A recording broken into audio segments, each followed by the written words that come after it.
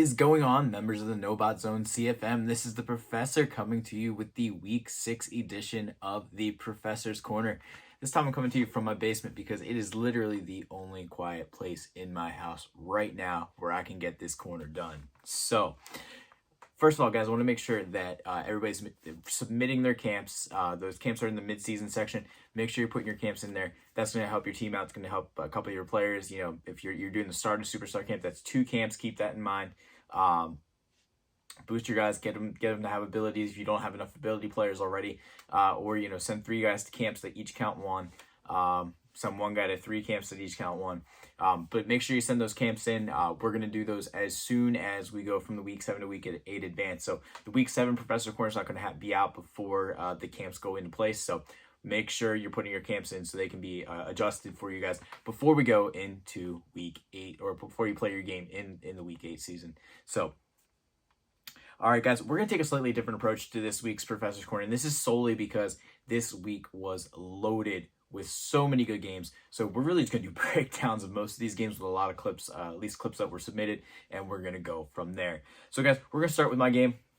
It was the Bucks game against owner OG2K. By the way, guys, if you haven't checked him out, he's doing a YouTube series about the CFM, or at least his experiences in the CFM. Definitely check that out. Definitely worth a lot. Hit him with a follow and a like on any of the videos that he happens to post. He has his own little section, just like Professor's Corner section here, within the Discord. Guys, I think both teams in this one would tell you that neither one of us really deserved to win at the end of the day. We both made mistakes that, we shouldn't have made. But when you have games like that, the difference comes down to which user ends up making bigger plays, or, in some cases, which CPU makes the bigger plays. But in this one, I made a few big plays that ended up being the difference. First one's going to be the user lurk that you're going to see right here.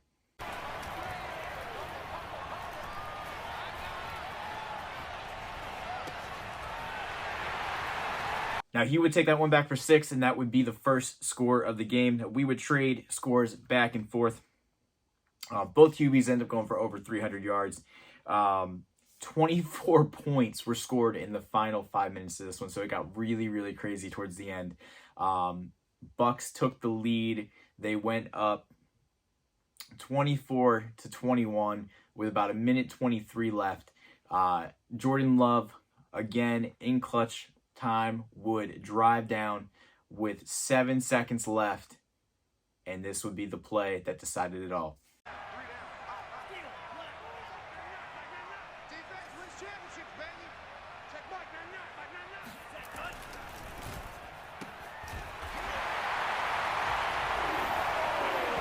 An absolute laser from Jordan Love down the seam. I will let you guys know the new patch has killed that setup. It doesn't work anymore. I'm very sad.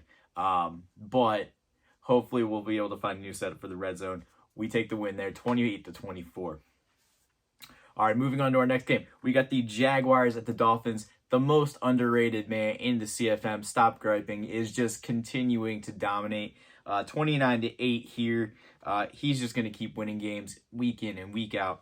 Dolphins is going to win games. This is another week where he outgained his opponent 271 to 158. Huge difference. Once again, turnovers were the difference, and big plays. Guys, big plays and turnovers are going to win your games in this CFM.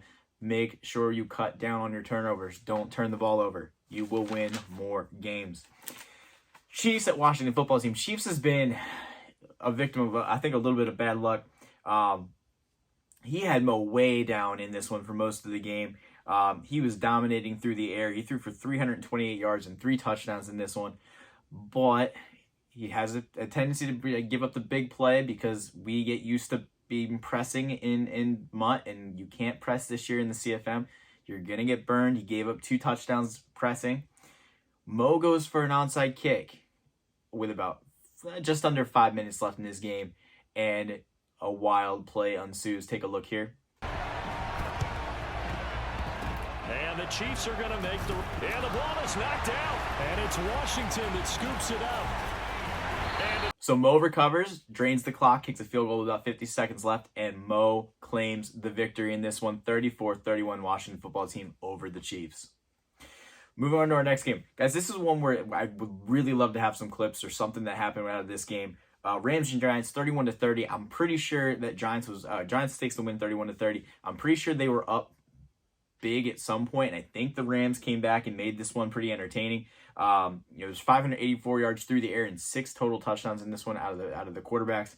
So clearly a really entertaining game for it to finish that close.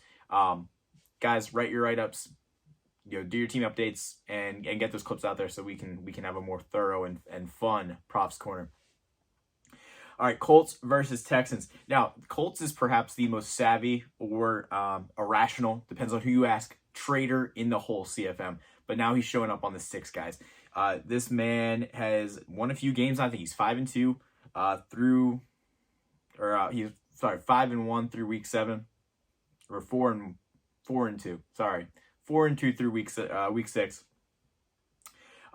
In this one, he's just showing how much he's going to start showing up on the sticks here. He is taking care of business. Tannehill, 370 yards, 2 touchdowns, and impressively, only 40 of those went to Henry Ruggs.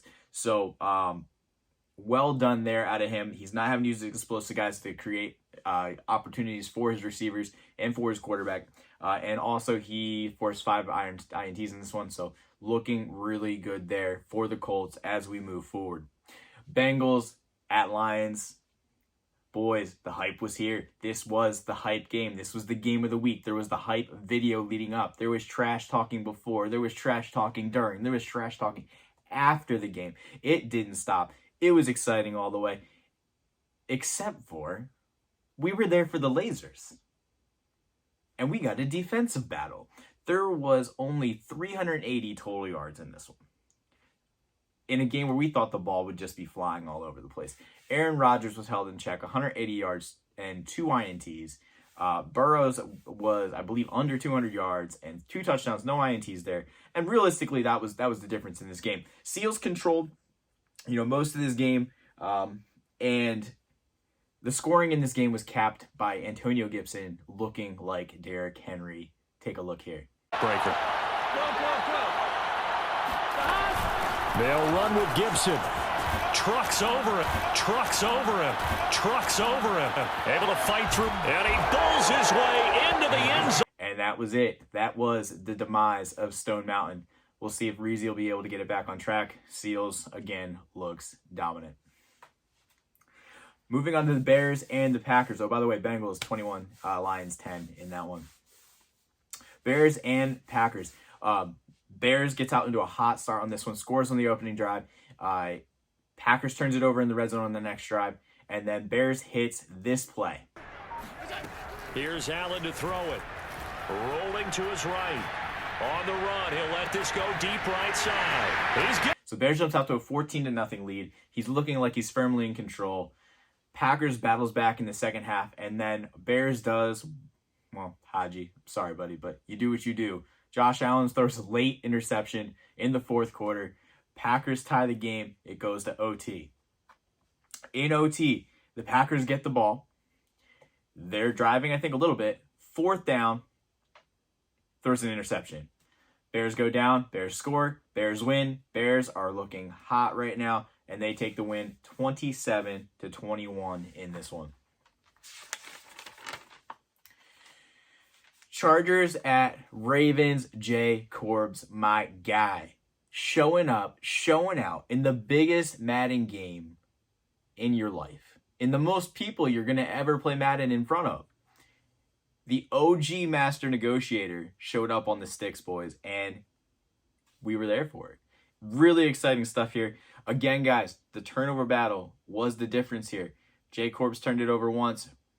Ravens turned it over 3 times, and Jay Corbs had a defensive touchdown. You do those things, you turn it over less, and you score on defense, you're going to win games. That's what he did here. So now not only can he negotiate, he shows up in big games. Let's see what happens the rest of the season with our man Jay Corbs and the Chargers. Panthers at Vikings. Now, as we close here, there's going to be a pretty interesting thing where some of these games just had no defense being played. And this was no exception. Panthers at Vikings, 63-28. Vikings has looked really good, guys. He turns the ball over a lot. Once he cuts down on those, he's going to be in really great shape. He's also at just a hell schedule thus far in the year. I think he's played one opponent who had more than one loss. So he's had a lot of really tough games so far this season. But I think he's going to be in really great shape once he cuts down the turnovers. He had 5 in this one, despite 423 passing yards. And then Willie just went on an onslaught in this one. He 542 yards, 9. Count them. 9 touchdowns with Dak Prescott. Willie's bunch has been really good. Now, all you bunch guys, bunch got patched. It's going to be real interesting to see what these guys do as they have to get around the fact that the tight end delay fade is no longer part of your arsenal. All right, we're moving on to the Raiders at the Broncos. Sean's defense is rounding into form here. He's each week really containing the opponent. This week it was Lamar. He held Lamar to 212 yards of passing, 3 INTs, no touchdowns, and he probably would have put up even bigger numbers on offense. Davis Mills went for 378, but 2 INTs. I know the INTs and the not having a throw power multiplier, as we like to say, is holding his offense back a little bit. Once he gets somebody who has what he needs to operate his offense, I think he's going to be real dangerous, and he's going to be looking good moving forward. The training wheels came off, guys. I wanted him to. I asked him to. I requested, and he did it. My man Dez and his Patriots, 42-14 in this one over the Cowboys. He took the training wheels off to the tune of 407 yards, 5 touchdowns with Daniel Jones, and he spread it around too. Ridley had 7 catches, Lockett had 7 catches, Mixon had 7 catches. All of them were over 97 yards. Ridley, I think, had 3 TDs. He looked good. He's going to be so tough the rest of the season. Look out for my man Dez and the Patriots. All right, boys. Titans at Bills. This is another one. No defense was played. 52-42 in this one. 1,000 total yards of offense between the two teams. 12 passing touchdowns in this one. For Major TN, Zach Wilson is continuing to blossom in his offense. You'll see a dot right here from Zach Wilson. Yeah, I think you brought up something that goes against conventional wisdom, right? In this stage of the game, he's free going down the left. All right, boys. Now, he's going to continue to get better, and that's a good thing for Major TN. Bills were impressive in this one as well. Also threw for over 400 yards and 6 touchdowns. Boys, in this CFM, you're going to need some defense. There are way too many demons hanging around this place. So if these two teams can find some defense to go along with that offense, we're going to be in real good shape. But defense is pretty hard to find this year, guys. We'll see what you guys can figure out moving forward through the rest of this season. All right, guys. Last but not least, we were promised a show here, guys, and we most definitely got one. Lord Boot Over Bot, the maestro of the middle linebacker dive. He put on a show, guys. He put on a show. He would go bananas while he offered both sarcastic and sincere advice to someone who could not hear him about what they might or may not need to do to stop him. Don't do this. I'm going to run on you here. Can't stop the boot over. Well, as he was doing that, he was putting up just huge numbers with Russell Wilson and with Nick Chubb. And he looked every bit of the unstoppable boot over force that he is known to be. Now, guys, I think his stream's one of the most entertaining ones. He talks smack. He talks to you. He entertains. I think it's a fun stay. Whenever he's on stream, make sure to stop by.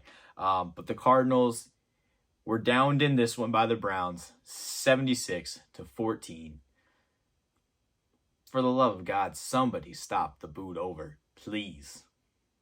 All right, guys, that's all we got here for this week of the Prof's Corner. Guys, good luck in week 7, and we will see you then.